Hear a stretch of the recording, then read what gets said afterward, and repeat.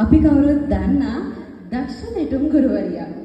ඉතින් මා ඉතා ගෞරවයෙන් යුතුව ආරාධනා කරනවා ජාතික පාසල් ආචාර්ය ශශිකලා ඩාන්සින් ඇකඩමියෙහි කැලණියෙහි අධිපති ශශිකලා වීරසූරිය මහත්මියට අප සැම ඇමතීමට.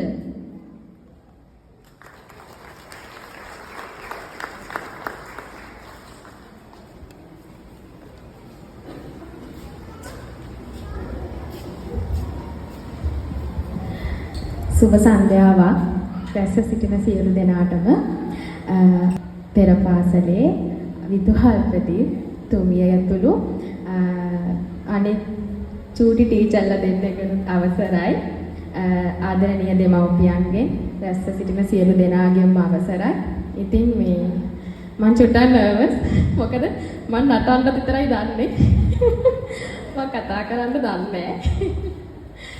මේ දන්නේ නෙමෙයි මම පොඩ්ඩක් ඉස්කෝලේ යන කාලේ පොඩ හැංගිලා තමයි හිටියේ කතා කරන්න කිව්වම යන්නේ ඉස්සරහට. දැන් මේ රස්සාවත් එක්ක ගුරු වෘත්තියට ආවට පස්සේ තමයි චුට්ටක් මෙහෙමවත් හිටගෙන කතා කරන්න ඉගෙන ගත්තේ. ඉතින් අඩුපාඩුවක් තිබුණොත් ගණන් ගන්න එපා කතාවේ. ඉස්සලාම මට මෙහෙම දෙයක් හිතුණා. මම මේ ගොඩ කාලයකට පස්සේ තමයි මේ ස්ටේජ් එකක් ඉදිරියේ ඉඳගෙන නැටුම් බැලුවේ.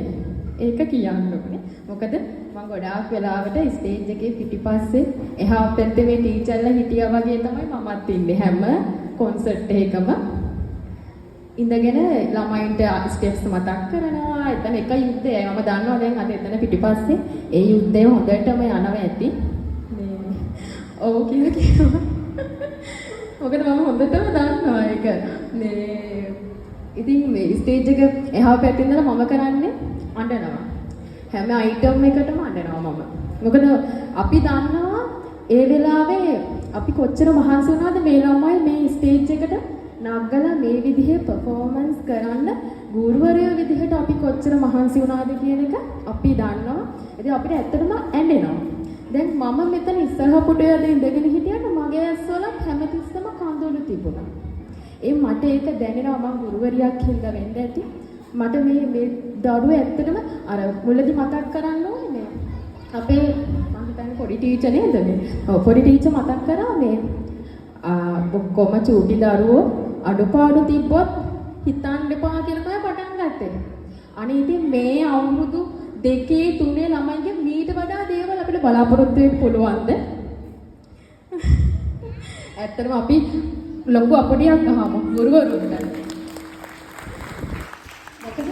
මේ හරීම ලස්සනට තාලේ තිබ්බ ළමයින්ගේ මගේ පැත්තෙන් කතා කරන්න මම සෞන්දර්ය ගුරුවරියක් හින්දා මම බැලුවේ ඒ ටික ගොඩක්ම තාලේ තිබුණ හැම ළමයෙක්ගේම ඇඟේ අර අක්කේ ටිකක් ඉන්නකෝ කියති මම බලනවා අර පිටිපස්සේ ගෙල්ලේ මෙහෙම කරපුවා ස්පෙෂල්ස් හොඳට දාන අක්කේ ටිකක් ඉන්නකෝ හොඳට ඇඟට අරන් තියෙන එයාලගේ සින්දුව හොඳට ඇඟට අරගෙන අර්ථයක් හොඳටම ඇඟට අර හින්දි සින්දුව නටුවේ මේ मेरे पाए මාරම නීට් මම මෙච්චර දෙයක් අර එච්චර මේ මොන්ටිසෝරි දරුවන්ගේ මෙච්චර දෙයක් කවදාවත් අපි බලාපොරොත්තු වෙන්නේ නැහැ. මොකද එයාලව හරි අමාරුයි හසුරවන්න මමම දන්නවා. මොකද මමත් ඔය වයසෙත් එක්ක වැඩ කරනවා. හැම සෙනසුරාදාට මිරිදට මමත් ඔය පරිප්පු කනවා. ආදරණීය පරිප්පු ඒවා. මේ මම දන්නවා මේ කොච්චර අමාරුද ඔය එක ස්ටෙප් එක තාලයකට පුරුදු කරන්න. හැමෝගෙම එකට යන්න. හැමෝම එකට රවුම හැදෙනකොට එකට රවුමට එන්න. කොච්චර කට්ටක් කන්න ඕනද ඔය ටික පුරුදු කරන්න කියන එක මම හොඳ ආකාරව දන්නවා. ඒ නිසා මේ ටීචර්ස්ලා ගැන තුන් දෙනා ගැනම කතා කරන්න දෙයක් නැහැ. මාරම වාසනාවන්තයි ඔයාලගේ දරුවෝ මේ වගේ ගුරුවරු යටතේ ඉගෙන ගන්න ලැබෙන එක ගැන. මොකද ගොඩාක් මම දකිනවා මොන්ටිසෝරි කිව්වහම මේ අකුරු ලියන එකම තමයි ගොඩාක් වෙපාසල්. මම තව දකිනවා එලෙකියුෂන් කියලා ගොඩාක් ඉතින් පාඩම් කරනවා. ළමයින්ට ඉපදිච්ච වෙලාව ඉඳලා පොත්පත් අතේ තියාගෙන එලෙකියුෂන් කියයි, ගානම් පන්ති කියයි, සිංහල පන්ති කියයි. ඒව වලට යවනවා. මම කියන්නේ මේ ආදරණීය දෙමව්පියෝ පිරිසක් ඉන්න හින්දා මෙන්න මේක දෙමව්පියන්ට විශේෂයෙන් කියන්නේ කවදාවත් දරුවෙක් තුළ තියෙන సౌందර්ය කුසලතාව කවදාවත් එයාලගෙන් ඈඩ් කරන්න එපා. ඈඩ් කරන්න එපා. මොකද సౌందර්ය නිසා තමයි මම අද මෙතන ඉන්නේ.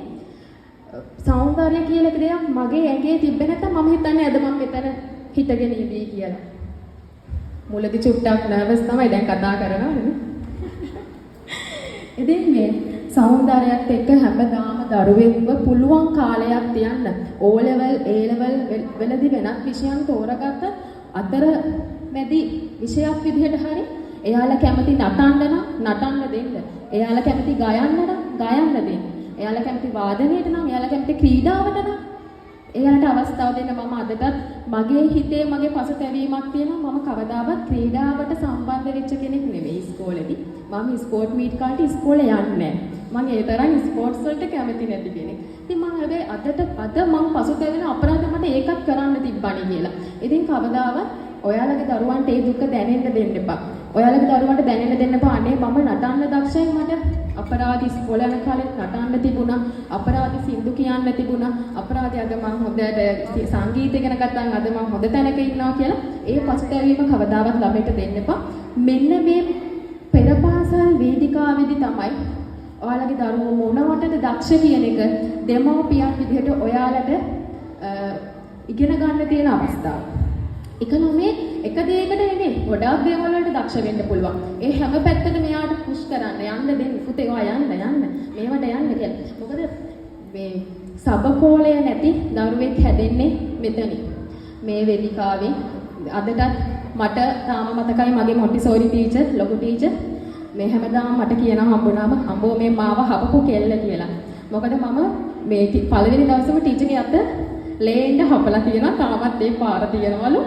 ඉතින් ආදරෙන් මම මතක කරනවා මගේ ලොකු ටීචර් මමත් ඒ මොන්ටිසෝරියෙන් ලැබුව පණ්ඩරය තමයි අර පුතා කිව්වා වගේ මොන්ටිසෝරියෙන් ලැබුව පණ්ඩරය තමයි අපි මේ තැන්වලට එන්නේ මූලික අඩිතානක.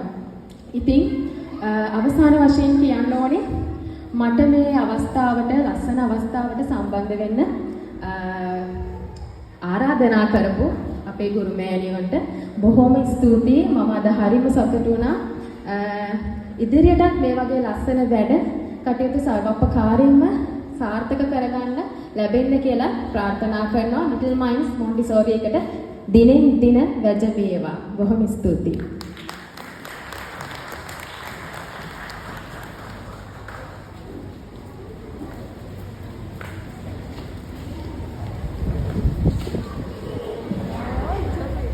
බෙහෙවින් ස්තුතියි.